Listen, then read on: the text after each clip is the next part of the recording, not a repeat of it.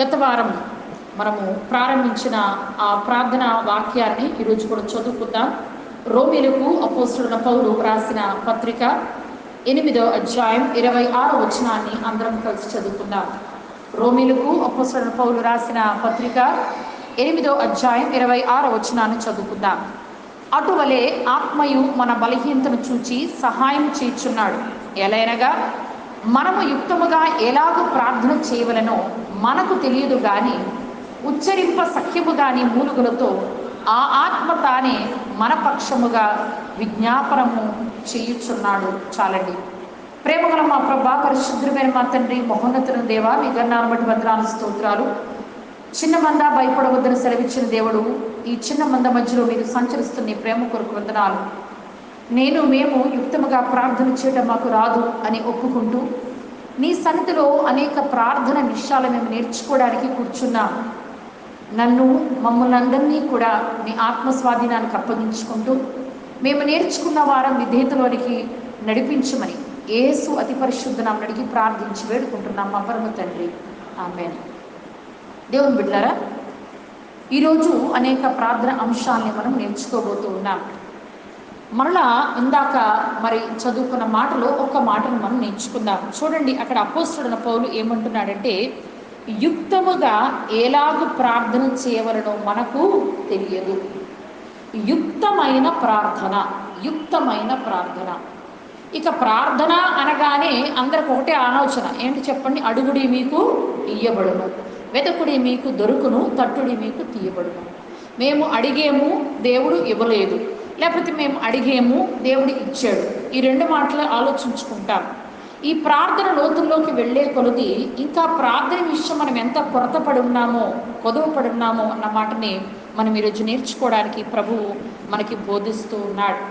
ఈరోజు సంఘము సేవకుని కొరకు, లేకపోతే సంఘము ప్రార్థన చేసే విధానాన్ని నేర్చుకోకముందు మనము యుక్తముగా ప్రార్థన చేయట చేతగాదు అన్న మాటలో వ్యక్తిగతంగా దేవుని దగ్గర మనం ఎట్టి ప్రార్థనా జీవితాన్ని కలిగి ఉండాలి. ఈ రోజుల్లో నేను పోయిన వారం కూడా ఇదే మాట చెప్పాను. ఒకడు గుర్తుంచుకోవాల్సిన విషయం ఏంటంటే, ఒక వ్యక్తి ప్రసంగం చేయలేడేమో కానీ, ఒక వ్యక్తి పాట పాడలేడేమో కానీ, ఒక వ్యక్తి పరిచర్య చేయలేడేమో కానీ, ఒక వ్యక్తి ప్రార్థన చేయకుండా మాత్రం ఉండలేడు. క్రైస్తవుడు అంటే ఖచ్చితంగా అతను ప్రార్థన చేస్తాడు. నేను చేయలేనండి అని చెప్పే విషయాలు చాలా ఉండొచ్చేమో కానీ, నేను ప్రార్థన చేయలేను అంటున్నాడంటే ఆ వ్యక్తి, ఆ స్త్రీ అయినా పురుషుడైనా, నేను ప్రార్థన చేయలేను, నేను ప్రార్థన నాకు రావట్లేదు అంటున్నాడంటే అసలు దేవునితో అతనికి ఎటువంటి సంబంధము లేదు అన్న మాట గుర్తుంచుకోవాలి. అది మొట్టమొదటి మనం నేర్చుకున్నాం. ఈరోజు వ్యక్తిగత ప్రార్థన ఎవరు నేర్పిస్తున్నారో మనకంటే యేసుక్రీస్తు ప్రభు నేర్పిస్తున్నాడు. మార్కు సువార్త 1వ అధ్యాయం 35వ వచనాన్ని చదువుకుందాం. మార్కు సువార్త 1వ అధ్యాయం 35వ వచనం. దయచేసి తీసిన వారు త్వరగా చదవండి. ఆయన పెందల కడనే లేచి ఇంకనూ చాలా చీకటి ఉండగానే బయలుదేరి అరణ్య ప్రదేశంలోకి వెళ్ళి అక్కడ ప్రార్థన చెయ్యుచుండెను. చాలా జాగ్రత్తగా గమనించాలి. ఈ ప్రార్థన సమయాలు, ప్రార్థన విషయాలు ఎందుకు నేర్చుకోవాలి అంటే, ఇదేమైనా కొత్త సంగతి ఏంటండి? మేము పుట్టినప్పటి నుంచి క్రైస్తవులమండి, మా తాత ముత్తాతల నుంచి దేవుని ఎరిగిన వాళ్ళమండి, లేకపోతే మేము 20 సంవత్సరాలు అయిందండి ప్రభువుని నమ్ముకుని, మేము 25 సంవత్సరాలు అయిందండి ప్రభువుని నమ్ముకుని, మాకు ప్రార్థన చేయడం తెలియదేంటండి అని వాళ్ళు కొంతమంది ఉండొచ్చు. కొంతమంది సిన్సియర్గా ఒప్పుకునే విషయం ఏంటంటే, ప్రార్థన ఎంతసేపు చేయాలో అర్థం కావట్లేదు, ప్రార్థన ఏంటి 2 ముక్కలు చేసి నెక్కిపోతే ఆ ప్రార్థన అయిపోయింది అనిపిస్తుంది, ఇంత ఉందా ప్రార్థనలో అనేవాళ్ళు కొంతమంది. ఇక్కడ యేసు ప్రభు ఎవరు అంటే, ఆయన దైవ కుమారుడు, ఆయన దేవుడు, ఆయన దేవునితో సమానుడు, ఆయన దేవుని యొక్క కుడిపార్శ్వం పక్కన ఇప్పుడు కూడా కూర్చుని ఏం చేస్తున్నాడండి అంటే, మీకోసం నా కొరకు నిరంతరము ప్రధాన యాజకుని పనిచేస్తున్నాడు, నిరంతరము మనందరి కొరకు విజ్ఞాపనము చేస్తున్నాడు. గమనించాలి, మనకి ఆయన ఏం నేర్పిస్తున్నాడు అంటే, పెందల కడేలే లేచి చాలా చీకటి ఉండగా ఆయన అరణ్య ప్రదేశమునకు వెళ్ళి అక్కడ ప్రార్థన చేయుచుండెను. ప్రార్థనలో ఉండవలసిన ఉండవలసింది ఏంటండి అంటే సాలిట్యూడ్ అనేటువంటి మాట గుర్తుంచుకోవాలి. అంటే ఒంటరితనం అనేటువంటిది చాలా ముఖ్యం. ఒంటరి ప్రార్థన, ఒంటరి ప్రార్థన. ఆ ఒంటరి ప్రార్థన ఎలా ఉండాలి అని దేవుడు ఆశపడుతున్నాడంటే పెందలకడనే లేచి చాలామంది ఎలాంటి టైంలో ప్రార్థన చేస్తారంటే బిజీగా ఇంట్లో అందరూ తిరుగుతూ ఉన్నప్పుడు, లేకపోతే చాలా బిజీ షెడ్యూల్స్లో ఉన్నప్పుడు, లేకపోతే ఇప్పుడు నేను బయటికి వెళ్ళాలి, ఆ బయటికి వెళ్ళాక పొద్దునుంచి అంతా పనిలో పడి చాలా చాలా చాలా చాలా బిజీ అయిపోయి ఇక వెళ్ళక మునుపు ఇక క్రైస్తవుని కదా, దేవుణ్ణి నమ్ముకున్నాను కదా, ఈ ముఖం కూడా ప్రార్థన చేసుకోకపోతే దేవుడు ఏమైనా ఫీల్ అయిపోతాడేమో అన్నట్లుగా ఎలా కళ్ళు మూసుకుని ఆమేన్ అయిపోయింది కదా. ఇదండి వ్యక్తిగత ప్రార్థన అంటే. యేసుక్రీస్తు ప్రభు మనకు నేర్పించింది ఏంటంటే ఇంకా చాలా చీకటి ఉండగానే, నేను అనుకుంటాను ఈరోజు క్రైస్తవ ప్రపంచంలో ఇంకా చాలా చీకటి ఉండగానే పెందలకడ లేచే ప్రార్థనలు కొరబడిపోయినాయి. ఏమండి, అవునంటారా కాదంటారా? ఎందుకు ఎక్కడో అక్కర్లేదు, మన కుటుంబాలను చూడొచ్చు. అనుకుందాం, సహోదరి ఉదయకాలం 5 గంటలు లేచి ప్రార్థన చేస్తూ ఉంటారు అనుకుందాం. సార్ని లేపుతుంటారు అనుకోండి, ఏమండి లెగండి ప్రార్థన చేసుకుందాం. నువ్వు ఇంట్లో కూర్చుని ఏం పనా పాట చేసుకో, నేను చాలా అలసిపోయాను. గమనించాలి, ఇక్కడ యేసుక్రీస్తు ప్రభుకి పని పాట లేని వ్యక్తి అంటారా? ఆయన ఉదయకాలం అంతా పరిచయం చేసేవాడు. ఏమండి, ఆయన సమయం దొరికినప్పుడల్లా పరమ తండ్రితో సంభాషణ చేసేవాడు. ఈ వ్యక్తిగత ప్రార్థన ఏం చేస్తుంది మన జీవితంలో అంటే శక్తితో నింపుతుంది. యేసుక్రీస్తు ప్రభు పరిచర్యలో తనకి శక్తినిచ్చిందండి ఏంటండి అంటే ఆయన బాప్తిస్మము పొందిన తర్వాత 40 పగళ్ళు రాత్రులు ఉపవాసం ఉండి ప్రార్థన చేయుచుండగా, అదే కాదు ఆయన చాలాసార్లు ఆయన ఒంటరి ప్రార్థనలో గడుపుతూ ఉన్నాడు. ఎలాంటి ఒంటరి ప్రార్థన గడిపాడు అంటే ఒకసారి చదువుకుందాం. మత్తయి సువార్త 14:23. మత్తయి సువార్త 14:23. దయచేసి చదవండి. 14:23 అమ్మా.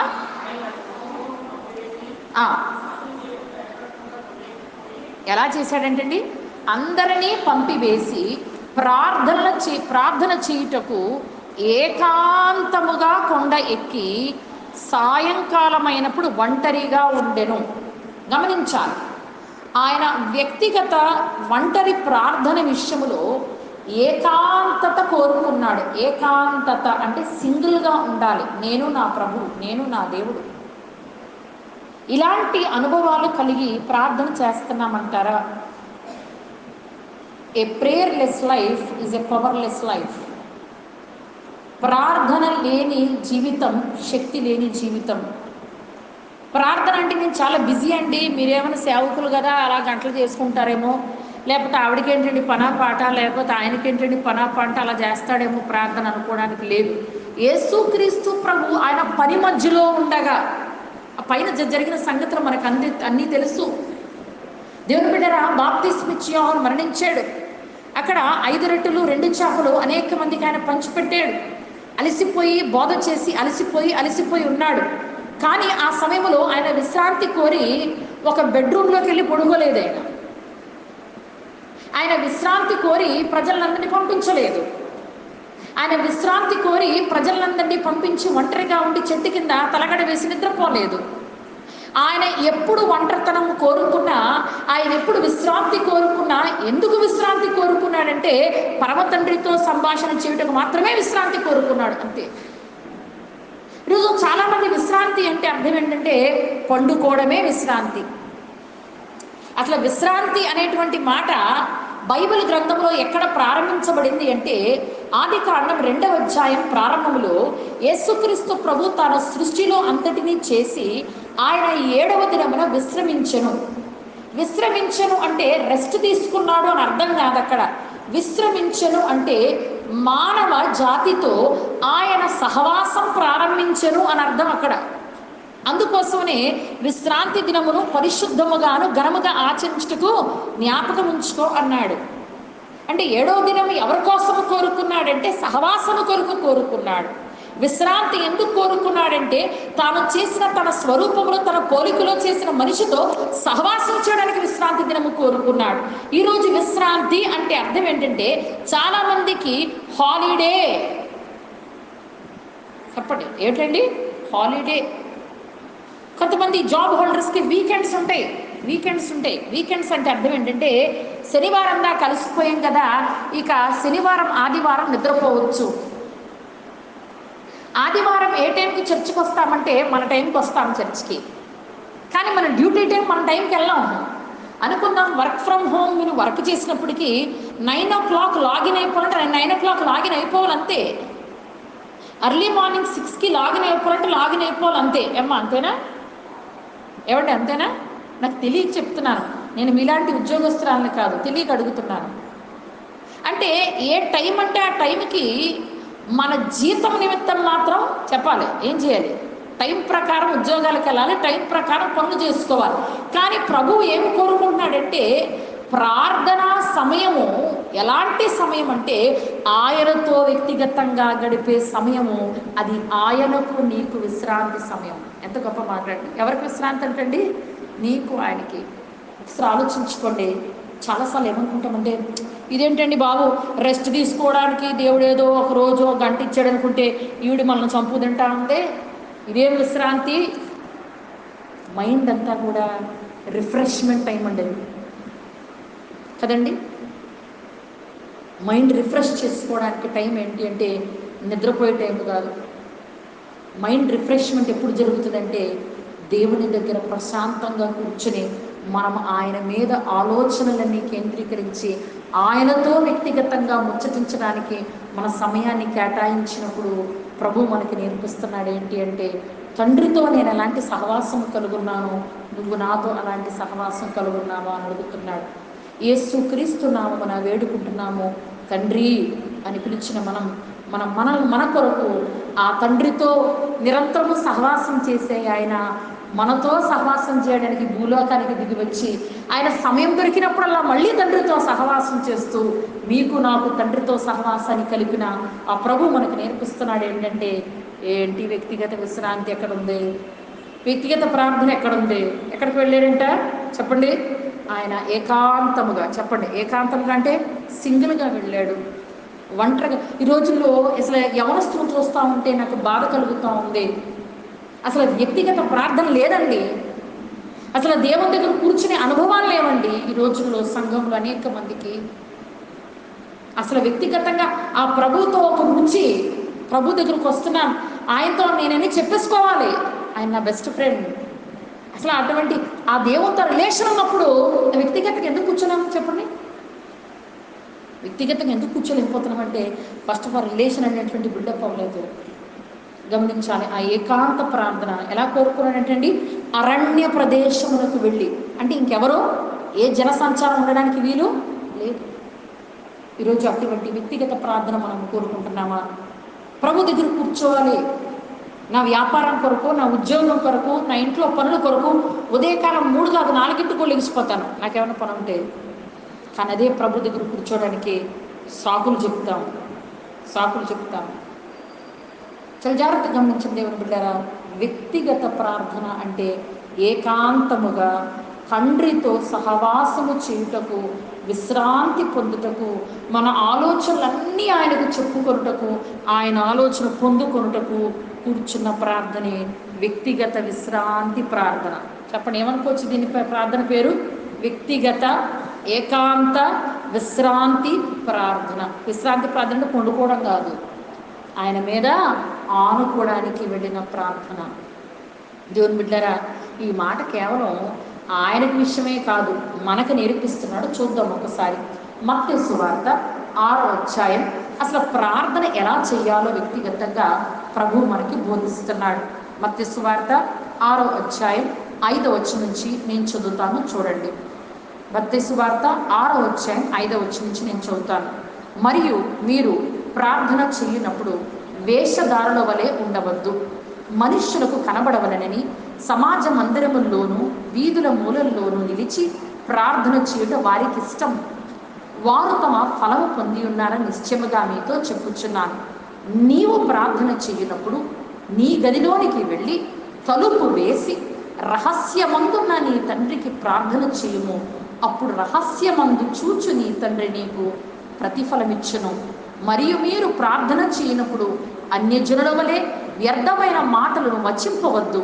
విస్తరించి మాట్లాడటం వలన తమ మనవి వినబడని వారు తలంచుకొనుచున్నారు. మీరు వారి వలె ఉండకుడి. గట్టి చెప్తాం ఈ మాట. మీరు అందరు చెప్తాం. మనము వారి వలె ఉండవద్దు. ఎవరి వలె?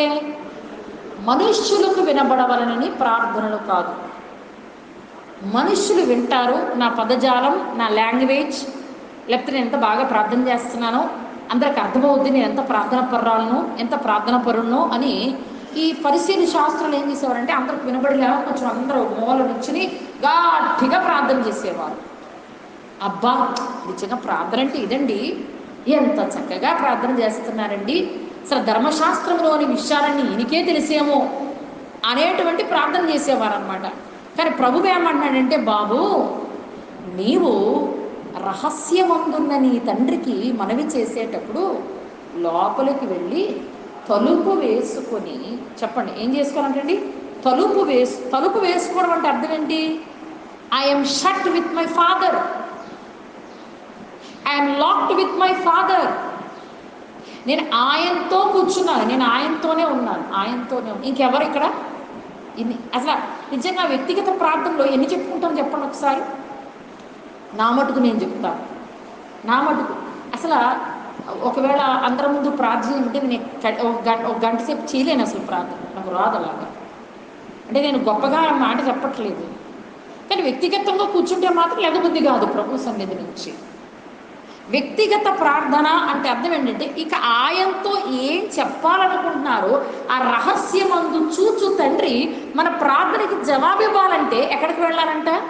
గదిలోనికి వెళ్ళాలి. తర్వాత ఏం చేయాలి? తలుపు వేయాలి. తర్వాత ఏం చేయాలి?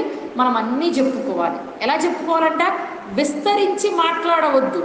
విస్తరించి మాట్లాడితే ఇంక అన్ని విషయాలు చెప్తా ఉంటే ఆయనకి అన్నీ ఎక్కువ మాట్లాడితే ఎక్కువ వింటాడేమో దేవుడు అనుకోవద్దు. విస్తరించి మాట్లాడుతూ అంటే అర్థం ఏంటంటే, అదే 6వ అధ్యాయం 25వ వచనం చదువుకుందాం. అందువలన నేను మీతో చెప్పినది ఏమనగా, ఏమి తిందుమో ఏమి త్రాగుదమో అని మీ ప్రాణమును గుర్చియనను, ఏమి ధరించుకుందామని మీ దేహమును గుర్చిని చింతింపకుడి. ఆహారము కంటే ప్రాణములు, వస్త్రము కంటే దేహములు గొప్పవి కావా అని చెబుతూ 28వ వచనాన్ని చదువుకుందాం. వస్త్రమును గురించి మీరు చింతపడవద్దు.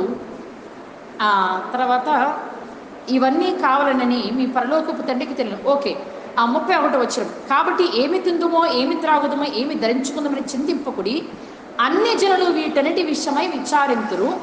ఇవన్నీ మీకు కావాలని మీ పరలోకపు తండ్రికి తెలియను. అది వ్యక్తిగతంగా ప్రభు దగ్గర కూర్చున్నప్పుడు, ప్రభువా నాకు తిండి కావాలి, ప్రభువా నాకు బట్ట కావాలి, ప్రభువా నాకు గూడు కావాలి అని అడగడం కాదు. ప్రభువుతో కూర్చున్నప్పుడు ఎవరితో కూర్చుంటున్నాము?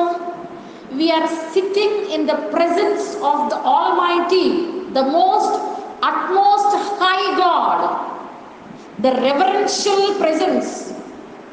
అది ఆయన ఆ సన్నిధిని నా నోటితో వివరించలేను.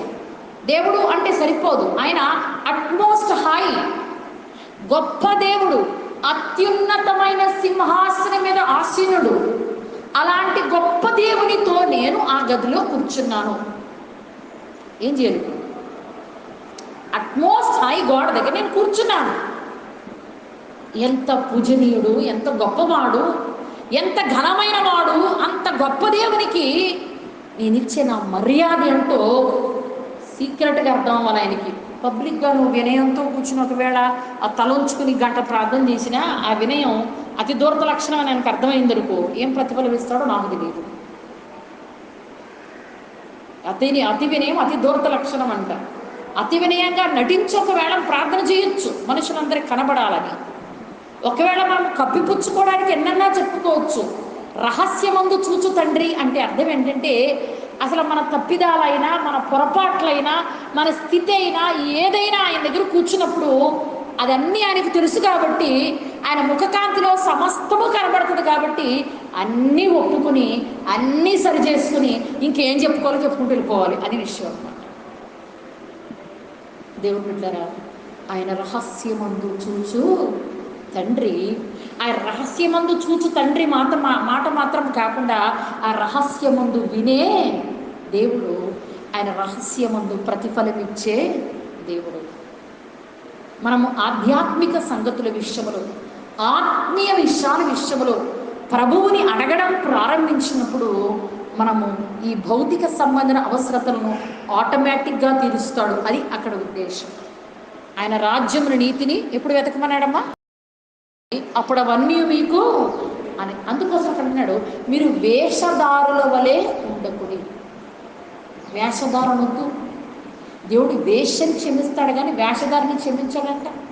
అసలు ఏమీ ఎరగనట్టు, ఎంత నీట్గా చక్కగా, అసలు నేను ఎవరికి దొరకను అన్నట్లుగా ఒక్కొక్కసారి జీవిస్తూ ఉంటాం. కానీ మన ప్రభు ఎలాంటి వాడంటే రహస్యమందు చూచు దేవుడు. కాబట్టి మన ప్రార్థన కూడా రహస్యమందు ఆయన సీక్రెట్ ప్రెజెన్స్ని అనుభవించే వాళ్ళంగా మనం ఉండాలి. ఇంకా మీకు మాట్లాడతాను, ఎవరైనా మనకు సీక్రెట్ చెప్పాలనుకోండి, ఏం చేస్తారు చెప్పండి? ఫస్ట్ ఇటు అటు చూస్తారు. నా చెవులో ఒకరు సీక్రెట్ చెప్పాలనుకుంటున్నారు, నాకు వచ్చి ఒక మాట చెప్పాలనుకుంటున్నారు, ఏం చేస్తారు చెప్పండి? ఇటు అటు చూస్తారు.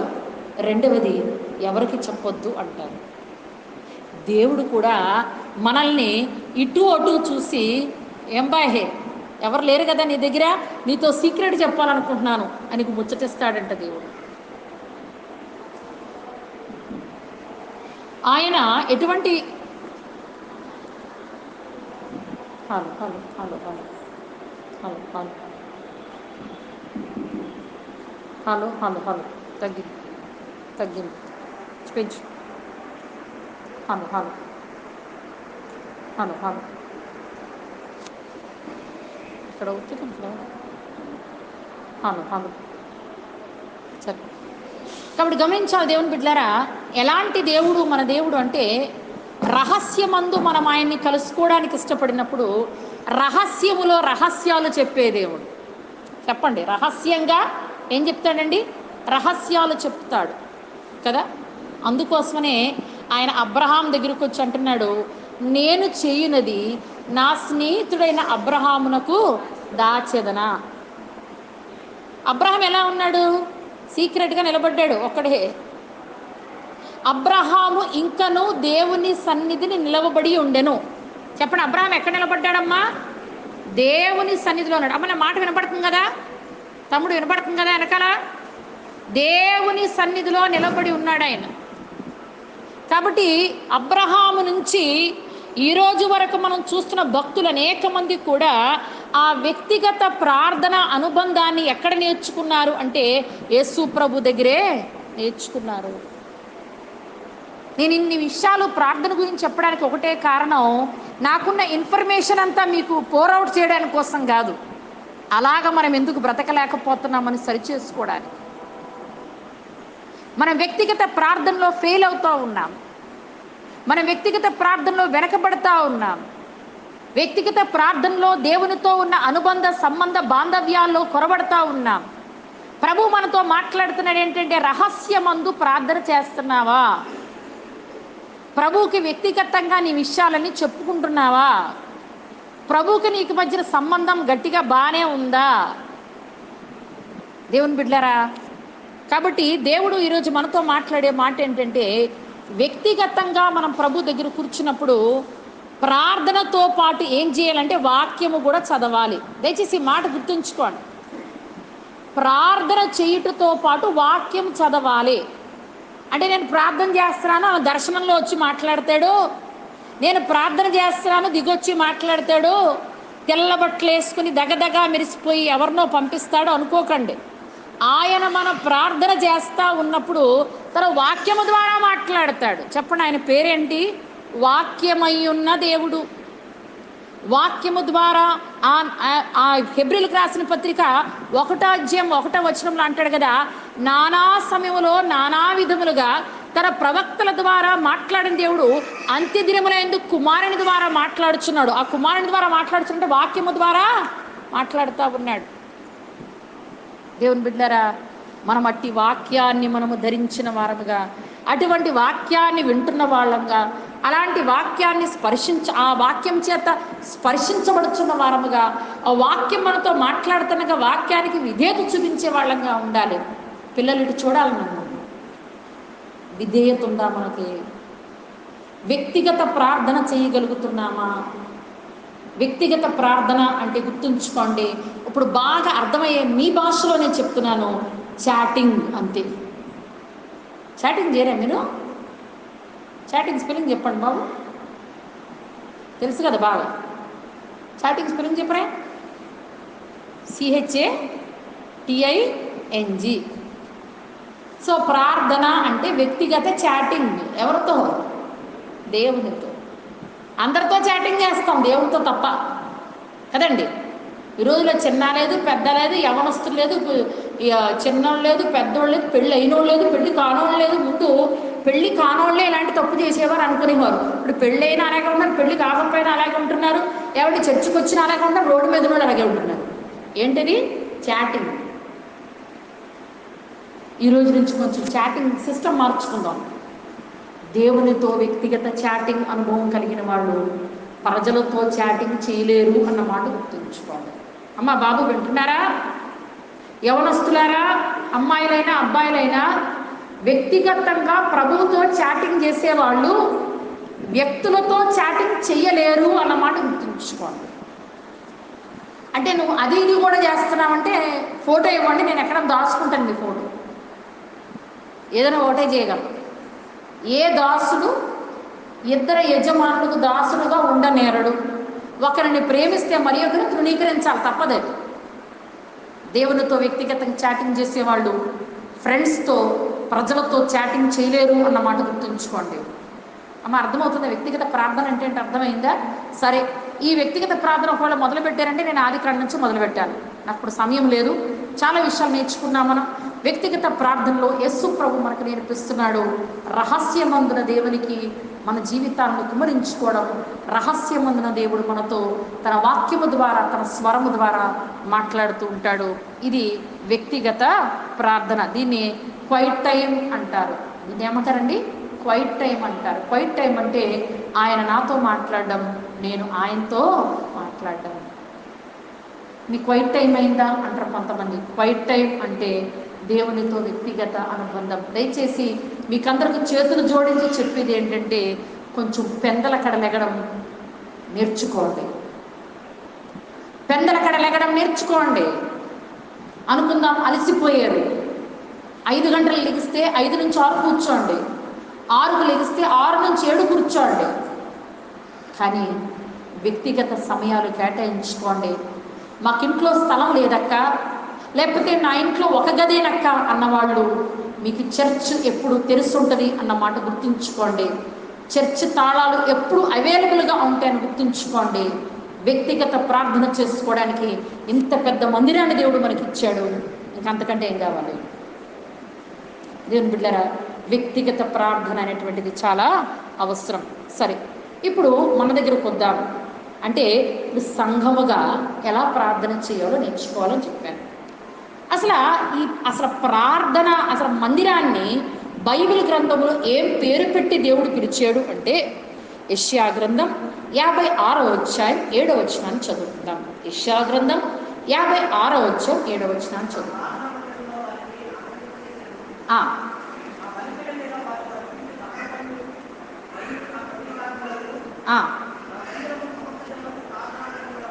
నా మందిరము సమస్త జనులకు ప్రార్థనా మందిరమనబడును. చెప్పండి దాన్ని.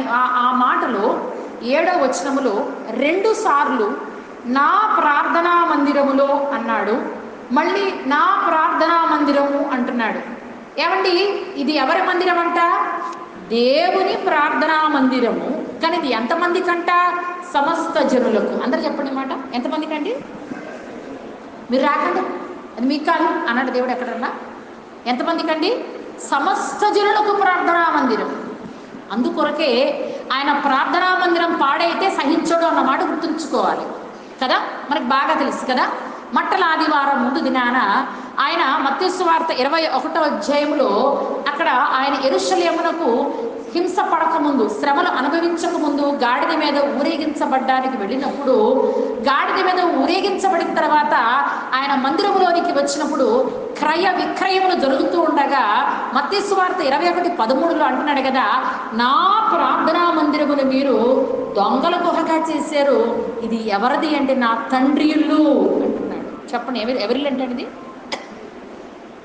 నా ప్రార్థనా మందిరం. చెప్పండి, ఏం మందిరం ఇది? దేవుని యొక్క ప్రార్థనా మందిరం. ఎవరికి ఇచ్చాడు? సమస్త జనులకి ఇచ్చాడు. గట్టి చెప్పాలి అందరూ. ప్రార్థనా మందిరం ఎవరిది? దేవునిది. ఎంతమందికి ఇచ్చాడు? సమస్త జనులకి ఇచ్చాడు. ఎందుకు? ఆ వర్డ్ దాని ముందే ఉంది, ప్రార్థనా మందిరం. చెప్పండి, ఏం చేయాలి? ఇక్కడ ప్రార్థన జరగాలి. కానీ అక్కడ ఏం జరుగుతుందంట? క్రయ విక్రయములు జరుగుతున్నాయంట. చాలాసార్లు చెప్తాను ఈ మాట. నేను దీని గురించి చాలాసార్లు మీతో మెసేజ్ కూడా చెప్పాను కాబట్టి దాంట్లో డీటెయిల్కి వెళ్ళట్లేదు. అక్కడ మందిరంలో జరగవలసిన ప్రార్థన జరగట్లేదు కాబట్టి ఆయన కోపం వచ్చి త్రాళ్ళను కొరడాలుగా చేసి కొట్టాడు వాళ్ళని. అవును, గుర్తుంది కదా? ఏం జరిగింది అక్కడ? ఏం జరుగుతుంది? బిజినెస్ జరుగుతుంది. మందిరంలో ఏం జరుగుతుంది? బిజినెస్ జరుగుతుంది. ఈరోజు చాలామంది దేవుని మందిరానికి వచ్చి బిజినెస్ చేస్తున్నారు. ఏంటి చెప్పండి బిజినెస్ అంటే? బిజినెస్ అంటే ఏం జరుగుతుంది? Give and take. ప్రభా, నేను నీకు ఇది ఇస్తానన్నాను, నువ్వు నాకు అది ఏమి ఇస్తావు? ప్రభా, నేను మొక్కుబడి చేసుకున్నాను, నేను నీకు అది ఇస్తాను, మరి నువ్వు నాకేం చేస్తావు? ప్రభా, నువ్వు నాకు అది చేసావనుకో, నేను నీకు ఇది చేస్తాను. ఇదంతా ఏంటంటే బిజినెస్ అన్నమాట, బిజినెస్. కానీ ప్రభు ఏమన్నాడంటే, నా మందిరము ఏం జరగాలి? అక్కడ ప్రార్థన జరగాలి. మళ్ళీ చెప్తున్నాను, ప్రార్థన అంటే ఏంటి? దేవునితో సంభాషణ. ఇది ఎప్పుడు మర్చిపోద్ది ఈ మాట, ఎప్పుడు మర్చిపోద్ది. మందిరంలో చేయాల్సింది దేవునితో సంభాషణ. ప్రక్కవారికి వినపడాలని ప్రార్థనలు చేయకండి. అలాగని ఇందాక నేను స్తుతి ఆరాధన గురించి మాట్లాడట్లేదు. ప్రక్కన వారికి ఎందుకు వినపడాలంటే మీతో కలిపి వాళ్ళు ఆరాధించడానికి. రండి, మనం ఏకము కాకూడి దేవుని నామమును గొప్ప చేయడము. దేవుని నామం గొప్ప చేయడానికి నోరు తెరిచి గట్టిగా ఆరాధించాలి. కొంతమంది ప్రార్థనా మందిరంలో ప్రార్థన ఎవరి కోసం చేస్తారంటే పరిసేయుడు సుంకరి ప్రార్థనలా ఉంటుంది. పరిసేయుడు ఎవరి కోసం ప్రార్థన చేశాడు చెప్పాలి మీరు ఎవరైనా? సుంకరి వెంటాడని చేశాడు. ఎందుకు సుంకరి వెంటాడని చేశాడు? ప్రభువా, ఈ సుంకర్ లాంటి వాడిని నేను కానందుకు నీకు థ్యాంక్ యూ. అంటే నేను మంచివాడిని, నేను మంచివాడిని ప్రభా, మీరే నన్ను క్షమించండి. కొంతమంది ప్రార్థనలు వింటా ఉంటే కొంతమంది ప్రార్థన చేస్తూ ఉంటారు. నీకు తెలుసు ప్రభా, నేను ఉదయకాలం లేచి 4ంటికి ఎంత ప్రార్థన చేస్తున్నాను, నేను చర్చికి వచ్చి ఎంతమంది గురించి ప్రార్థన చేస్తున్నాను. అది నువ్వు ఆయనకి ఇంట్లో ఎక్స్ప్లెయిన్ చేసుకో. వ్యక్తిగతంగా ఉన్నప్పుడు చర్చిలోకి వచ్చినట్టు ఎక్స్ప్లెయిన్ చేయగలరు. అంటే పక్క వాళ్ళకి వినపడాలన్నమాట, నువ్వు ఎన్ని గంటలు ఎవరి గురించి ప్రార్థన చేస్తున్నావు. కాబట్టి దేవుని మందిరానికి వచ్చి ప్రార్థన చెయ్యి. ఎవరి కోసం? ఇతరుల కొరకు ప్రార్థన చెయ్యి. దేవునికి నీకు సంబంధ బాంధవ్యాల కొరకు ప్రార్థన చేయి. ఇది ప్రార్థనా మందిరం అంతే, అది గుర్తుంచుకో. బిజినెస్ చేయొద్దు. ఇక్కడ ప్రభుని ఆరాధించడానికి వస్తున్నాం. ఆయన ఎంత గొప్పవాడు, ఆయనకి ఎంత గనుడు, ఆయన ఎంత ఉన్నతమైన వాడు అర్థం చేసుకుని నేను ఎంత నీచమైన దాన్నో, ఎంత వేస్ట్ ఫెలోనో, నా కొరకు ఎంత కార్యాలు చేశాడు, ఆయన ఎంత గొప్పవాడు, నన్ను ప్రేమించి నా కొరకు సిలువ త్యాగం చేసి ప్రాణమే పెట్టాడు, నన్ను ప్రేమించి నా కొరకు సమస్త పరలోకాన్ని విడిచిపెట్టి భూలోకానికి వచ్చాడు, నన్ను ప్రేమించి పరలోక రాజ్య స్వాస్థ్యాన్ని సిద్ధపరిచాడు. ఆ ప్రేమించిన నాదునికి ఆరాధన చేస్తున్నాను నేను ప్రార్థనా మందిరానికి వచ్చి. అది ప్రార్థనా మందిరం యొక్క ముఖ్య ఉద్దేశం. కానీ ప్రార్థనా మందిరానికి ఎందుకు వస్తున్నామంటే చాలామంది, ప్రభా నేను మారకుండా వస్తున్నాను, ఆయన 7 వారాలు వచ్చాను, 8వ వారానికల్లా నాకు సూచన వచ్చేయాలి ప్రభా. నాకు 7 వారాలు నువ్వు చర్చకు వచ్చి సూచన అడగొద్దు, 3 వారాలు వచ్చి 4వ వారం సూచన అడగొద్దు. ప్రార్థనా మందిరికి వచ్చినట్టు దేవునికి మనకున్న సంబంధాన్ని కట్టుకుంటూ ఆయన్ని ఆరాధించడానికి, ఆయన ఘనపరచడానికి, ఆయనతో ఇక్కడ సంబంధాన్ని ఏర్పరచుకుంటే శాశ్వతంగా అక్కడ ఉండడానికి సిద్ధపాటు కొరకు వస్తున్నాం మందిరానికి కోసం. ఎందుకొరకు వస్తున్నాం? శాశ్వతంగా వెళ్ళిపోతాం కదా అక్కడికి. ఇక్కడ ఎవరికన్నా డౌటా ఇక్కడ ఉండిపోతామని? అందరూ వెళ్ళిపోతాం కదా. అక్కడికి వెళ్ళేటప్పుడు ఇదంతా preparation hall. What is church? It is a preparation place for haven. We should get prepared to spend with God for ever. దేవునితో శాశ్వతంగా ఉండడానికి ప్రిపరేషన్ కొరకు ఇక్కడ ప్రిపేర్ అవుతుంది. బిజినెస్ కోసం రాకండి దేవుని దగ్గరికి. ప్రభా నీ దగ్గరికి వచ్చాను నేనా, ఎన్నిసార్లు అడిగాను ప్రభా, అడిగి అడిగి విసిగిపోయి అందుకోసం చర్చి మానేసాను ప్రభా. నేను అమ్మ ఎందుకు చర్చి మానేసామన్నా అనుకో, అడిగానండి, అడిగి అడిగి అడిగి అడిగి ఏదో జరిగినట్టు పెద్ద ఏం కనిపించలేదు, అందుకోసం మానేశానండి నేను. అందుకొరకు చర్చికి రావద్దున్నాను. అది ప్రార్థనా మందిరం. చెప్పండి, దేవుని మందిరం ఎలాంటిది? సమస్త జనులకు ప్రార్థనా మందిరం. మరి ప్రార్థనా మందిరంలో ఉన్న వ్యక్తులు ఎలాంటి ప్రార్థన కలిగి ఉండాలని దేవుడు ఆశపడుతున్నాడు అంటే, దయచేసి చదువుకుందాం. అపోస్తలుడైన పౌలు రోమీయులకు రాసిన పత్రిక 12వ అధ్యాయం 12వ వచనం. 12వ అధ్యాయం 12వ వచనం.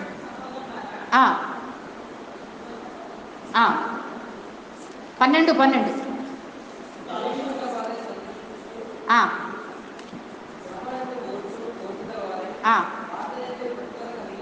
అది ఆ మాట కావాలి. ప్రార్థన యందు పట్టుదల కలిగి ఉండుడి. గట్టి చెప్దాం ఈ మాట. ప్రార్థన యందు, అందరు చెప్పండి, పట్టుదల కలిగి ఉండుడి. అన్నిట్లో పట్టు ఉంటుంది, ఇక్కడే పట్టు ఉండదు. అన్నిట్లో పట్టు ఉండదా? చెప్పండి. ఎవరైనా ఒక మాట అన్నారనుకోండి, ఎంతసేపు పట్టుకుంటారు? చెప్పాలి. ఎవరైనా చెప్పాలి. ఎంతసేపు పట్టుకుంటారండి?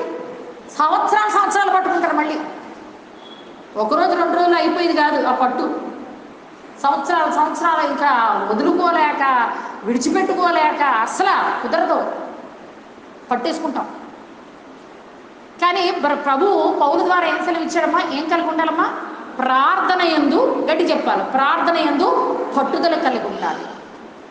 ప్రతి విశ్వాసకు ఉండవలసిన ప్రార్థన ఏంటంటే పట్టుదల కలిగిన ప్రార్థన. పట్టుదల అంటే అర్థం ఏంటంటే, ప్రభు దగ్గరికి ఈ సమస్యని, ఈ విషయాన్ని, ఈ సహోదరుని జీవితాన్ని, ఈ సోదరి జీవితాన్ని, ఈ యొక్క వ్యక్తి జీవితాన్ని ప్రభు దగ్గర తీసుకొచ్చాను. ఈ వ్యక్తి జీవితంలో కార్యం జరగాలి, లేకపోతే నా జీవితంలో కార్యం జరగాలి అని దేవుని దగ్గర ఎటువంటి ప్రార్థన చేయాలండి? పట్టుదల కలిగి ప్రార్థన చేయాలి. ఈ పట్టుదల కలిగి ప్రార్థన చేసే ప్రార్థన ఎలా చేయాలి? తప్పక, ఒకవేళ నేను 100 సార్లు చెప్పుకుంటాను మందిరంలో, అయినా 101 చెప్పాలి పట్టుదల కలిగిన ప్రార్థన. రెఫరెన్స్ రాసుకోండి, ఇంటికి వెళ్ళిన తర్వాత ధ్యానించుకోండి. ఆదికాండం 32వ అధ్యాయం. ఆదికాండం 32వ అధ్యాయం చూడండి. యబ్బోకు రేవు దగ్గర యాకోబు ప్రార్థన మనకందరికీ తెలుసు. ఆదికాండం 32వ అధ్యాయం 22వ వచనం నుంచి 32 వచనాల వరకు ఇంటికి వెళ్ళినంత చదవండి, ఇక్కడ చదవద్దు. ఇంటికి వెళ్ళినంత చదవండి, ఇక్కడ చదవద్దు. అదే రీతిగా హోషేయ గ్రంథం 12వ అధ్యాయం 1వ వచనం నుంచి 7 వచనాలు. హోషేయ గ్రంథం 12వ అధ్యాయం 1 నుంచి 7 వచనాలు. ఇప్పుడు నన్ను చూడాలి. పట్టుదల కలిగిన ప్రార్థనలో ఎందుకు ఈ ప్రార్థన మీకు మరలా నేర్పించాలని ఆశపడుతున్నానంటే, కొంతమంది ప్రార్థన అనగానే ఇక శోధిస్తారు దేవుణ్ణి. అమ్మ తేడా ఉంది. శోధించే ప్రార్థన వేరు, పట్టుదల కలిగిన ప్రార్థన వేరు. శోధించడం అంటే అర్థం ఏంటో తెలుసా? కొంచెం జిడ్డు రకాలన్నమాట. జిడ్డు రకమైన ప్రార్థన. జిడ్డు రకం అంటే ఏంటో తెలుసా? అవతల వ్యక్తికి మన మీద చిరాకు వచ్చి, ఒళ్ళు మండి, హే వెళ్ళిపో అనేటువంటి విసుగు తెప్పించే పరిస్థితి. ఇప్పుడు మన పిల్లలే ఉన్నారు, నాన్న నాకు చాక్లెట్ ఇవ్వా అన్నారనుకోండి, అది ప్రేమగా, పట్టుదలగా, అది ప్రేమగా ఆ నీతో ఉన్న సంబంధ బాంధవ్యాన్ని చక్కగా కాపాడుకుంటూ వాళ్ళు అడిగితే నీకు ఇవ్వాలి, కొనాలనిపిస్తుంది. కానీ ఏడ్చి ఏడ్చి ఏడ్చి విసిగించి విసిగించి విసిగించి విసిగించి బుర్ర తినేసి అప్పుడు ఏమంటారు తెలుసా? ఈ జిడ్డు వదలట్లేదా బాబు, కొనిచ్చేయండి చాక్లెట్ అంటారు. క్రైస్తవుడికి అలాంటి ప్రార్థన వద్దు. ఎలాంటి ప్రార్థన కావాలి చెప్పండి? యాకోబు నేర్పిన పట్టుదల గల ప్రార్థన.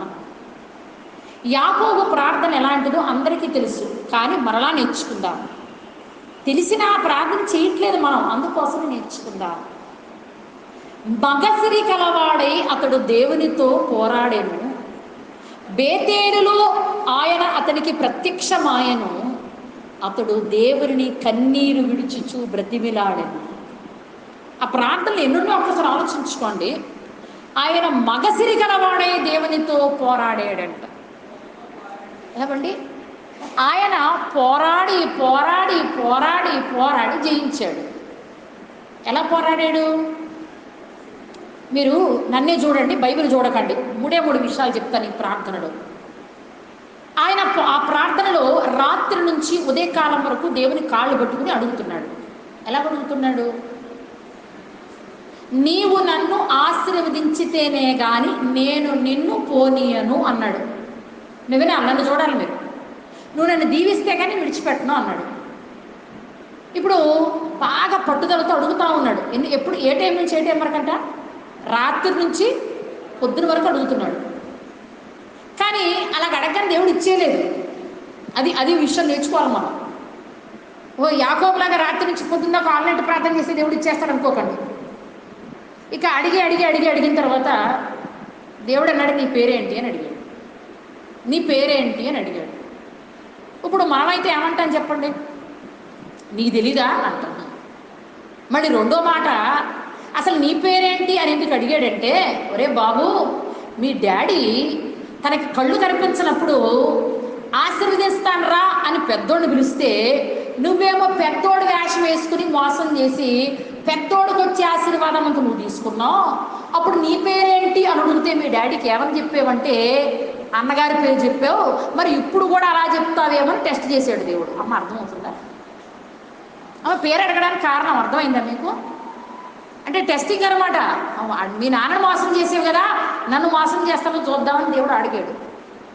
నీ పేరేంటి అని అడిగాడు. అప్పుడు అన్నాడు, నా పేరు యాకోబు అన్నాడు. అంటే స్వాస్థం ఒప్పేసుకున్నాడు. మరి డాడీ దగ్గర ఏమన్నాడు? నేను యాషావుని అన్నాడు. ఎందుకు? అడ్డతోవలో ఆశీర్వాదం సంపాదించుకున్నాడు. నా మాట బాగా వినాలి.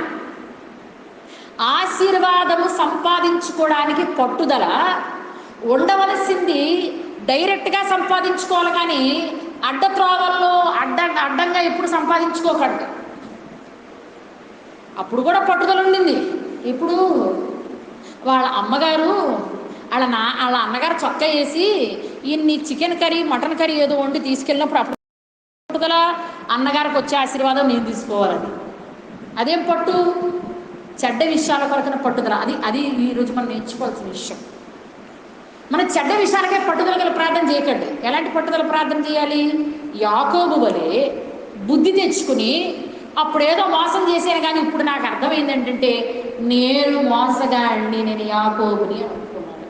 సరే, నేను యాకోబుని అని ఒప్పుకోగానే ఆవలింతలు ఆవలించకండి దయచేసి దేవుని సన్నిధిలో కూర్చున్నాం. అది పక్కోళ్ళకు పాకుతుంది జబ్బు. బావేనాడు. మనము దేవుని సన్నిధిలో దేవుని కాళ్ళు పట్టుకుని దేవుని విజ్ఞాపన చేస్తూ ఉన్నప్పుడు నువ్వెవరివి అని దేవుడు అడిగినప్పుడు యథార్థతను ఒప్పుకుని వారంగా ఉండాలి. సరే, అక్కడ దేవుడు దీవించేలేదు. ఆయన ఇప్పుడు యాకోబు దేవుడిని అడుగుతున్నాడు, నీ పేరేంటి అని అడుగుతున్నాడు. బాగా వినాలి.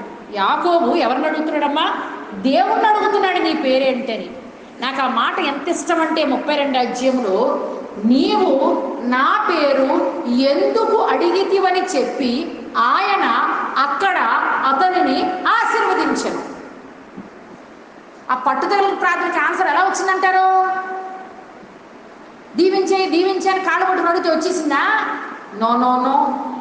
తన స్థితి ఏంటో ఒప్పుకున్నాడు, ఎంత మోసగాడో ఒప్పుకున్నాడు, గతంలో తను ఎంత మోసగాడో దేవుని దగ్గర ఒప్పుకున్నాడు.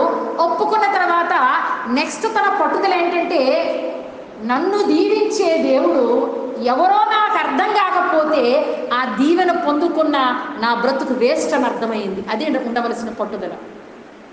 ఒక క్రైస్తవుడా, ఒక సంఘ విశ్వాసి, ఇక్కడ కూర్చున్న విశ్వాసులారా, ప్రభు మనల్ని అడిగే ప్రశ్న ఏంటంటే, నీవు ఆశీర్వాదాలు పొందుకోవడానికి దేవుని దగ్గరికి రావడం కాదు, ఆశీర్వదించే దేవుణ్ణి పొందుకోవడానికి రా. ఆమేన్ ఆమేన్ అనరే? ఎందుకు అనరో తెలుసా? మాకు ఆశీర్వాదమే కావాలండి, ఆశీర్వదించే దేవుడు మాకొద్దు. ఆ పట్టుదలలో అడుగుతున్నాడు దేవుడు. ఏమయ్యా, నా పేరు అడుగుతున్నావా? నా పేరు అడుగుతున్నావా? నా పేరు అడుగుతున్నావా? కమాన్, ఐ విల్ బ్లెస్ యూ. ఎంత మంచి మాట. ఈరోజు మన పట్టుదలలో ఏముండాలంటే, నన్ను ఆశీర్వదించే దేవుడితో నేను సహవాసం, నన్ను ఆశీర్వదించే దేవుడు ఎవరో నాకు అర్థం కావాలి, ఆయనతో నేను సహవాసం కలిగి ఉంటే ఆటోమేటిక్గా నేను దీవించబడతాను. ఇది మనకు ఉండవలసిన పట్టుదల కలిగిన ప్రార్థన. నేనెవరో నాకు అర్థమయ్యి ఆయన సన్నిధికి నా బ్రతుకుని అప్పగించుకోవాలి. అప్పగించుకున్న తర్వాత ఆయన ఎవరో నేను తెలుసుకోవడానికి ఇష్టపడాలి. అక్కడే ఆశీర్వాదం ప్రారంభించబడుతుంది. అమ్మ అర్థమవుతుందా? కాబట్టి నేను అడిగానండి, ఆయన ఇవ్వలేదండి, నేను అడిగానండి, ఆయన వదిలేసాడండి, నేను అడిగానండి, చెయ్యి వదిలేశాడు, ఇలాంటి మాటలు మాట్లాడొద్దు. ఆ పట్టుదలలో మన పరిస్థితి ఏంటో ఒప్పుకోవాలి, దాచుకోవద్దు. మొదటిలో కూడా చెప్పుకున్నాం, ఆదాము రొమ్ములో పాపము దాచుకున్నట్లు దాచుకొనక అలా దాచుకున్నవాడు దేవుడి దృష్టికి వేషధారి అంట. దాచుకోవద్దు. ఒప్పుకుందాం, తప్పు చేసామా, పొరపాటు చేసామా, పాపం చేసామా, ప్రభు సన్నిధిలో యథార్థంగా ఒప్పుకుందాం, బ్రతిమలాడుకుందాం. ప్రభు నన్ను క్షమించు, ప్రభు క్షమించు, నేను ఒక కర్రతో వెళ్ళాను, ఈ నది దాటాను, కానీ ఇప్పుడు నేను 2 సమూహాలుగా తిరిగి వస్తున్నాను. నాకు 11 మంది పిల్లలు, 9 భార్యలు ఉన్నారు. నాకు గొర్రెలు, గేదెలు, ఒంటెలు, పనివారు ఏవీ తక్కువ లేవు. కానీ నాకెవరు తక్కువ ఉన్నారంటే ఆశీర్వదించే దేవుణ్ణి నేను తక్కువగా కలిగి ఉన్నాను. నువ్వు లేకపోతే మా అన్నగారు నన్ను చంపేస్తారు ప్రభా, నువ్వు ఉండాలి, అదే నాకు బ్లెస్సింగ్. ఈరోజు మన జీవితాల్లో కూడా పట్టుదల అంటే మనమెవరమో ఆయన దగ్గర ఉన్నదన్నట్టుగా సరి చేసుకుని ఆయనెవరో మనం అర్థం చేసుకోవడానికి ఇష్టపడితే మనం దీవించబడతాం. ప్రాబ్లం ఏంటంటే మనకేంటంటే పైనుంచి అస్తమానం ఇదే, నాకు ఇవ్వు, సరే ఇస్తాడు, కానీ ఆయనెవరో గ్రహించడానికి, ఆయనతో ఒక సంబంధ బాంధవ్యాన్ని కలిగి ఉండడానికి మనం ఇష్టపడితే మన జీవితాల్లో దేవుడు అద్భుతాన్ని చేస్తాడు. ఈ రోజు నుంచి అటువంటి ప్రార్థన కలిగి ఉందాం. ఏంటో ప్రార్థన? పట్టుదల కలిగిన ప్రార్థన. ఆ పట్టుదల కలిగిన ప్రార్థన ఏం చూసుకున్నాం? నేనెవరో ఆయన దగ్గర ఒప్పుకోవాలి, నేనెవరో ఆయన దగ్గర సాష్టాంగపడి సాగిలి పడిపోవాలి, నేను నా జీవితాన్ని ఒప్పుకోవాలి, నా జీవితాన్ని సరిచేసుకోవాలి. అప్పుడు ఏమవుతుంది అంటే నా బ్రతుకులో శాశ్వతమైన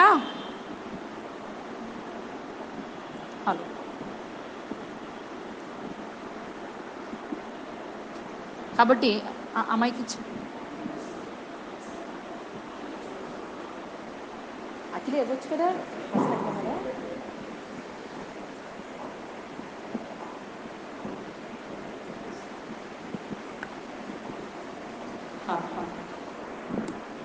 కాబట్టి మన జీవితాల్లో అలాంటి పట్టుదల కలిగిన ప్రార్థన ఉండాలని ప్రభు కోరుతున్నాడు. చివరి మాటలు చెప్పి మనం ముగించుకుందాం. మన ప్రార్థనలో మనం సంఘము కొరకు లేకపోతే సేవకుల కొరకు ఎలా ప్రార్థన చేయాలి ఒకసారి చదువుకుందాం. కొలస్సీయులకు అపోస్తలుడైన పౌలు రాసిన పత్రిక 4వ అధ్యాయం 4వ వచనాన్ని చదువుకుందాం. కొలస్సీయులకు అపోస్తలుడైన పౌలు రాసిన పత్రిక 4వ అధ్యాయం 4వ వచనం. ప్రార్థన యందు నిలకడగా ఉండి కృతజ్ఞత గలవారే దాని యందు మెలకువగా ఉండి. ఇది బాగా వినండి. మరియు నేను బంధకములో ఉంచబడుటకు కారణమైన క్రీస్తు మర్మమును గురించి నేను బోధింపవలసిన విధముగానే ఆ మర్మమును వెల్లడిపరచునట్లు వాక్యము చెప్పుటకు అనుకూలమైన సమయము దేవుడు దయచేయవలని మా కొరకు ప్రార్థించుడి. చాలా ఇక్కడ సేవకుడు సంఘముతో మా కొరకు ప్రార్థన చేయండి అంటున్నాడు. నా ఆరోగ్యం బాగుండాలని ప్రార్థన చేయండి అన్నాడా పౌలు? దేని కొరకు ప్రార్థన చేయమన్నాడమ్మా? సువార్త వలన నేను బంధకములోనికి వెళ్ళాను. నన్ను జైల్లో ఎందుకు పెట్టారంటే సువార్త నిమిత్తమే పెట్టారు నన్ను జైల్లో. కానీ ఈ యొక్క మర్మము, ఈ సువార్త మర్మము ఏ సమయంలో ఎలాగా బయట పబ్లిక్కి ప్రచురపడాలో దాని కొరకు అనుకూలమైన సమయం కొరకు మా కొరకు ప్రార్థన చేయండి. ఈరోజు అసలు సువార్త బంధకముల్లోకి వెళ్ళిపోతుంది, సువార్థికుడు బంధకాల్లోకి వెళ్ళిపోతాడన్న వేదన సంఘానికి ఉందంటారా? సంఘానికి అసలు వేదనే లేదు కదా. ఏదో జాయక్క ప్రసంగాలు చేస్తుంది, జాయక్క వెళ్ళి బయటకు సువార్త చెప్తుంది, లేకపోతే పలానా వాళ్ళు వెళ్ళి ఓ పత్రిక ఇస్తారు, నా పని ఏంటంటే వచ్చి కూర్చున్నానా, విన్నానా, వెళ్ళిపోయానా. ఇదంతా చాలామందికి చర్చకు ఎంటర్టైన్మెంట్ ఛానల్ అంటే తెలుసు కదా మీకు. టీవీ ఆన్ చేసామా, అక్కడ బొమ్మ వచ్చిందా, ఏమైనా మాట్లాడుతుందా, విన్నామా, సంతోషించామా, బాగుంటే చప్పట్లు కొట్టామా, బాగా లేకపోతే దాని గురించి ఏడ్చామా, అయిపోయిందా. చర్చకొచ్చి మనం వాక్యం విని వెళ్ళిపోవడానికి రావట్లేదు. విన్న వాళ్ళం వాక్యానుసారంగా నడుచుకుంటూ వాక్యము నిమిత్తము ఇతరుల కొరకు, సేవకుల కొరకు, సువార్త వ్యాపకము కొరకు సంఘము చేయవలసిన ప్రార్థన ఎంతో అవసరమైంది. బంధకాల్లోకి వెళ్ళిపోతుందండి సువార్త. గుర్తుంచుకోండి, సువార్తికుడు బంధకాల్లోకి వెళతాడు కానీ సువార్తికుడు బంధకాల్లోకి వెళ్ళదు. కానీ ప్రాబ్లం ఏంటంటే ఇప్పుడు సంఘాలు ఇలా ఉన్నాయి కాబట్టి సువార్త కూడా బంధకాల్లోకి వెళ్ళిపోయింది. ఎవరి చెప్తే ఫీల్ అవుతారండి, చెప్తే వినరండి. వాళ్ళు వినకపోతే మనకు అనవసరం. మనం ప్రార్థించి ప్రభువు మనకు అనుకూల సమయం ఇచ్చినప్పుడు దాన్ని ఏం చేయాలి, ముందుకి తీసుకువెళ్ళిపోవాలి. సంఘము సువార్త కొరకు ప్రార్థన చేసే అవసరత ఎంతైనా ఉంది. సంఘము ఇంకా ఎవరి కోసం, దేని కొరకు ప్రార్థన చేయాలి అంటే ఎఫెసీయులకు అపోస్తలుల పౌలు రాసిన పత్రిక 6వ అధ్యాయం 18వ వచనాన్ని చదువుకున్నాం. 6:18. ఆత్మ వలన ప్రతి సమయమందును ప్రతి విధమైన ప్రార్థనను విజ్ఞాపనము చేయుచు ఆ విషయమై సమస్త పరిశుద్ధుల నిమిత్తమును పూర్ణమైన పట్టుదలతో విజ్ఞాపనము చేయుచు మెలకువగా ఉండుడి. పోయిన వారం కూడా చెప్పుకున్నాం మెలకు కలిగిన ప్రార్థన. దేని కొరకు మెలుగుగా ఉండాలంటే పూర్ణమైన పట్టుదలతో. మన కోసం పట్టుదలతో ప్రార్థన చేస్తాం, కానీ ఇతరుల కోసం పట్టుదలతో ప్రార్థన చేయం. కానీ చెయ్యాలి. ఎలా చేయాలంట? ప్రతి సమయమందును ప్రతి విధమైన ప్రార్థన. దయచేసి ప్రార్థన నేర్చుకోవాలందరూ. చెప్పండి, ఏం ప్రార్థన ఇది? ఆత్మ వలన. గట్టి చెప్పండి, ఆత్మ. మన ప్రారంభ మూలవాక్యం ఏంటి? యుక్తముగా ప్రార్థించడం మనకి రాదు. కాబట్టి ఎవరు నేర్పిస్తున్నారు మనకి? మన పక్షమున ఆత్మే విజ్ఞాపన చేయించున్నాడు. కాబట్టి మనం చేసే ప్రతి ప్రార్థన ఎవరి వలన చేస్తున్నాము? ఆత్మ వలన చేస్తున్నాము. దయచేసి ఒక ప్రార్థన, మనలో కొంతమంది అటువంటి ప్రార్థన చేస్తారు, సరి చేసుకుంటారని చెప్తున్నాను, విమర్శించడం కోసం కాదు. చివరి కొంతమంది ఏం ప్రార్థన చేస్తారంటే ప్రార్థన అంతా చేసి ప్రభువా ఈ ప్రార్థనలో తప్పులుంటే క్షమించండి అంటారు. దాని అర్థం ఏంటి అంటే, ఇప్పుడు దాకా నువ్వు చేసావా, ఇప్పుడు దాకా నేను చేసానా అంటే సెల్ఫ్ నువ్వు చేసినట్టు నీకు అర్థమైందనమాట. అసలు ప్రార్థన చివర ఇప్పుడు దాకా నేను చేసే ప్రార్థనలో తప్పులుంటే క్షమించండి అంటున్నామంటే మనం మానవరీతిగా ప్రార్థన చేసాం. నో నో నో, అటువంటి మాట అసలు ఉచ్చరించకూడదు మన ప్రార్థనలో. మన ప్రార్థనలో గుర్తుంచుకోండి, ప్రార్థన కొరకే ముందు ప్రార్థన చేసుకోవాలంట. మళ్ళీ చెప్పండి, ప్రార్థన కొరకే ప్రార్థన చేసుకోవాలి. ప్రభా నాకు ప్రార్థనాత్మను దయచేయండి, నాకు ప్రార్థన శక్తిని దయచేయండి. ప్రభా నేను యుక్తముగా ప్రార్థన చేయడం నాకు నేర్పించండి. ప్రభా నాలోంచి మీరే విజ్ఞాపన పైకి తీసుకువెళ్ళండి. మళ్ళీ దాని చివర ఆ కంక్లూజన్ వద్దు, దేవుడే మన ప్రార్థనకి జవాబిస్తాడు. కానీ ఎలాంటి ప్రార్థన అంట? ప్రతి విధమైన ప్రతి సమయంలో. అదే ఇప్పుడు ప్రార్థన టైం కాదండి, ఇప్పుడు ప్రార్థన ఏంటండి అనుకోవద్దు. ప్రతి విధమైన ప్రార్థన అంట ప్రతి సమయంలో చేయాలంటే ప్రార్థన. ప్రతి సమయంలో, ఇది సమయం ముందు అసమయం అని అనుకోవద్దు, ప్రతి సమయంలో ప్రార్థన చేయాలి. కాబట్టి ఎలాంటి ప్రార్థన అంట? విజ్ఞాపనము చేయించు సమస్త పరిశుద్ధుల నిమిత్తం ప్రార్థన చేయాలంట. సర్వలోక పరిశుద్ధుల కొరకు, సార్వత్రిక సంఘం కొరకు మనం ఎంతవరకు ప్రార్థన చేస్తున్నాం? నన్ను దీవించండి, నా సంఘాన్ని దీవించండి. ఇంకోటి, కొంతమంది మొనాటనస్ ప్రార్థన, క్షమించండి మాట అన్నందుకు. దాన్ని ఏమంటే మొనాటనస్ అంటే, దాన్ని తెలుగులో రావట్లేదు నాకు పదం. ఇక ప్రతిసారి అదే పదాలు, అదే రకం ప్రార్థన, ఇక అదొక అలవాటు అయిపోయిందంటే అప్పుడు అలా ప్రార్థన చేయడం. ప్రతి విధమైన ప్రతి సందర్భంలో ప్రతి రకమైన ప్రార్థన చేయాలంటే, భోజనం చేసేటప్పుడు ప్రార్థన చేయండి అన్నారు అనుకోండి, ఎంతసేపు ప్రార్థన చేయాలి? ఒకసారి ఒక దేవుని సేవకుడు చెప్పగా విన్నాను నేను. ఒకసారి అంట ఒక నలుగురు కూర్చున్నారంట భోజనానికి, మీటింగ్ అయింది, భోజనానికి కూర్చున్నారంట చెట్టు కింద. బాగానంటే ఎక్కడ కూర్చున్నారో చెట్టు కింద కూర్చున్నారంట. అయితే అందరూ పొట్లాలు ఓపెన్ చేసుకున్నారు, భోజనం చేద్దామని. ప్రార్థన చేయండి బ్రదర్ అన్నారంట. పాపం అందరూ సిన్సియర్గా కళ్ళు మూసుకుని ప్రార్థన చేస్తున్నారంట. ఈయన ప్రార్థన మొదలు పెట్టాడంట. ఇక ప్రార్థన చేశాడంటే, ప్రభువా ఇందాక వాక్యములో నువ్వు ఆది కాండములో అబ్రహాము దేవుడిని మాట్లాడేవు నాయన, యాకోబుతో నువ్వు మాట్లాడుతూ వచ్చేవు ప్రభా అని ఆయన ప్రార్థన ఒక అరగంట చేసేటప్పటికి కుక్కొచ్చి పట్ల పట్టుకుపోయిందంట. అంటే ఇప్పుడు ప్రతి విధమైన ప్రార్థన అన్న మాటకి మీకు చెప్తున్నాను, నేను విమర్శించట్లేదు సుమా. ఇప్పుడు అక్కడ ప్రార్థన ఎవరి గురించి చేయాలి? ఈ ఆహారం ఇచ్చేవు ప్రభా, ఇది ఎంతోమందికి లేదు, సిద్ధపరిచిన వారిని దీవించండి, ఖర్చు పెట్టిన వారిని దీవించండి, లేని వారికి దీన్ని మనకి. కొంతమంది పిల్లలకి అసలు అక్కడ భోజనం ప్రార్థనే రాదనుకోండి, పిల్లలకి నేర్పించరు. కొంతమంది భోజనం దగ్గర ప్రార్థన చూస్తాను నేను, నన్ను చూడండి ఒకసారి. ఏంటండి కళ్ళ కప్పుకుని తింటున్నారు క్రైస్తవులు కూడా. అంటే నాకు ప్రసాదమా, దేవుడు పెట్టిన ప్రసాదమా మనకి? ఏమంటే ప్రతి విధమైన ప్రతి సమయంలో చేసే ప్రార్థన చాలా అవసరం అండి. అసలు కొంతమంది భోజనం దగ్గర ప్రార్థన కూడా చేయలేండి. నేను ఒకవేళ ఒక యవనస్తుని పిలిచి అడిగాను అనుకోండి, నువ్వు ఈ భోజనం దగ్గర ఏం ప్రార్థన చేస్తావా అంటే, అసలు ప్రార్థన చేసుకోనని చెప్తారు యవనస్తులు. అలవాటు లేదు, అలవాటు చేసుకోండి. అలవాటు ప్రతి విధమైన భోజనమే కాదు, బయటికి వెళ్తున్నాను ప్రయాణం కొరకు ప్రార్థన, బస్సు వెళ్ళిపోయినప్పుడు గంటసేపు ప్రార్థన చేస్తే అమ్ముతుంది. అప్పుడు బస్సు ఎక్కితే కూర్చొని ఏ గంటసేపు పర్వాలేదు. కాబట్టి ప్రతి విధమైన ప్రతి సమయంలో అసలు సందర్భం ఏంటి, ఆ సమయం ఏంటి. ఇప్పుడు నా కొరకే ప్రార్థన చేయండి అన్నారు అనుకోండి, నా కొరకు ప్రార్థన చేయండి, ఆ బ్రదర్ కొరకు ఎందుకు ప్రార్థన చేస్తారు? అంశ ప్రార్థన చెప్తాను నేను. అమ్మ ఇద్దరు సిస్టర్స్ కొరకే ప్రార్థన చేయండి, నాకు చిన్న ప్రార్థన చేయడం రాదు కదా అంటే దాని అర్థం ఏంటంటే మీరు వీధుల మూల నిలబడే పరిశీలన ప్రార్థన అనమాట.